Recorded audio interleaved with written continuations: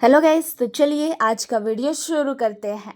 Jefferies Jefferies एक बहुत बड़ी ग्लोबल ब्रोकरेज फर्म है। उन्होंने एक केमिकल कंपनी के स्टॉक की रिकमेंड किया है जिसमें उनको लगता है कि आगे चलकर लगभग 29% तक प्राइस बढ़ सकता है। मतलब अगर अभी इन्वेस्ट करो तो फ्यूचर में अच्छा रिटर्न मिलने का चांस हो सकता है।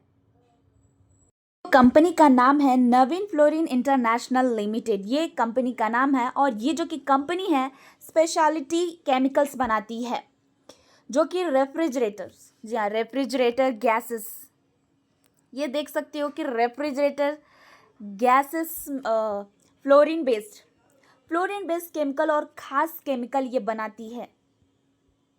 कंपनी के जो न्यू प्रोडक्ट्स हैं, कंपनी ने तीन नए स्पेशलिटी केमिकल और वन सी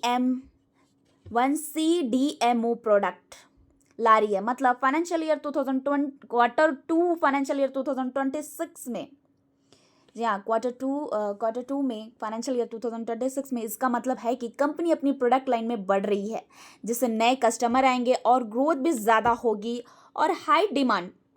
अमेरिका में R32 रेफ्रिजरेंट गैसेस जी की डिमांड बहुत ज़्यादा है। ये गैस है जो मतलब कूलिंग और एयर कंडीशनिंग में काम कर आती है, इसलिए कंपनी के पास बहुत बड़ा मार्केट का मौका है। और ये जो कि चाइना सप्लाई लो, मतलब चाइना से इस गैस की सप्लाई कम हो रही है। जैसे कि जब मतलब सप्लाई कम होती है और डिमांड ज़्यादा, तो कंपनी अच्छा दाम पर बेच सकती है और जो इनका प्रॉफिट है वो भी ज़्यादा बढ़ सकती है, मतलब कि प्रॉफिट भी कमा सकते हैं। और रेवेन्यू Q1 फाइनेंशियल ईयर 2026 में 725 करोड़, मतलब 38% ग्रोथ लास्ट ईयर में। मतलब इसका मतलब ये है कि कंपनी की सेल पिछले साल की कंपैरिजन में काफ़ी बढ़ी है, काफ़ी ज़्यादा। और net profit Q1 financial year 2026 में 117 करोड़, मतलब 129% ग्रोथ लास्ट ईयर में। इसका मतलब है कि कंपनी का प्रॉफिट तेजी से बढ़ा है। ओवरऑल अगर इनकी जो बात करें, कंपनी की सेल और प्रॉफिट दोनों बहुत तेजी से बढ़ रहा है, जो ये दिखाता है कि बिजनेस स्ट्रांग है और मैनेजमेंट ने एफिशिएंटली काम किया है।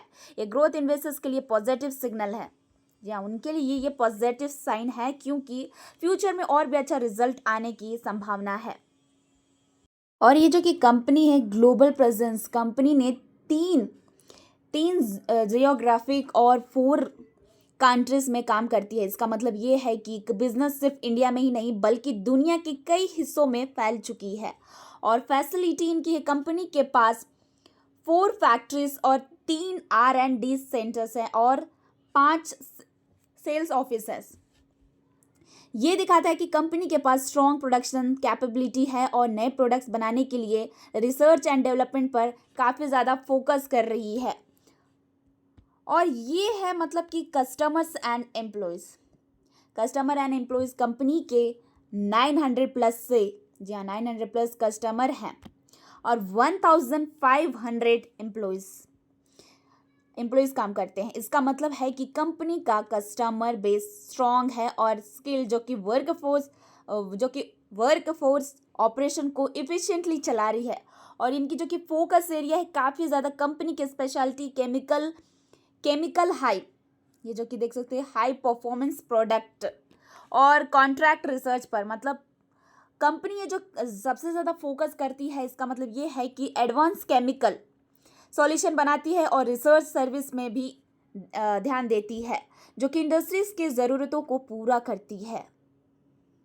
इस कंपनी का मार्केट साइज 2025, जी हाँ, 2025 में इंडिया का स्पेशलिटी केमिकल सेक्टर में 2025 में लगभग देख सकते हैं कि $64 बिलियन का है। ये दिखाता है कि कंपनी, ये जो कि ये इंडस्ट्री है, बहुत बड़ा है और स्ट्रॉन्ग, बहुत इंपॉर्टेंट भी है। और ग्रोथ रेट है 11 से 12%। जी हाँ, ग्रोथ रेट, इस सेक्टर की ग्रोथ रेट लगभग 11 से 12% CAGR है, यानी हर साल इंडस्ट्री की साइज तेजी से बढ़ रही है। और डिमांड ड्राइवर से वो देख सकते हैं, डिमांड बढ़ रही है डोमेस्टिक, मतलब कि ये देख सकते हो कि ये देख सकते हो कि आप यहाँ पे कि इनकी जो कि देश में यूज़ होते हैं, जैसे कि एक्सपोर्ट अपॉर्चुनिटी, बाहर से बेचने का मौका, और जो कि गवर्नमेंट पॉलिसी, ये जो कि है वजह से है, जी हाँ, इनकी वजह से है, ये फैक्ट्री इंडस्ट्री को लगातार ग्रो करने में मदद कर रही है।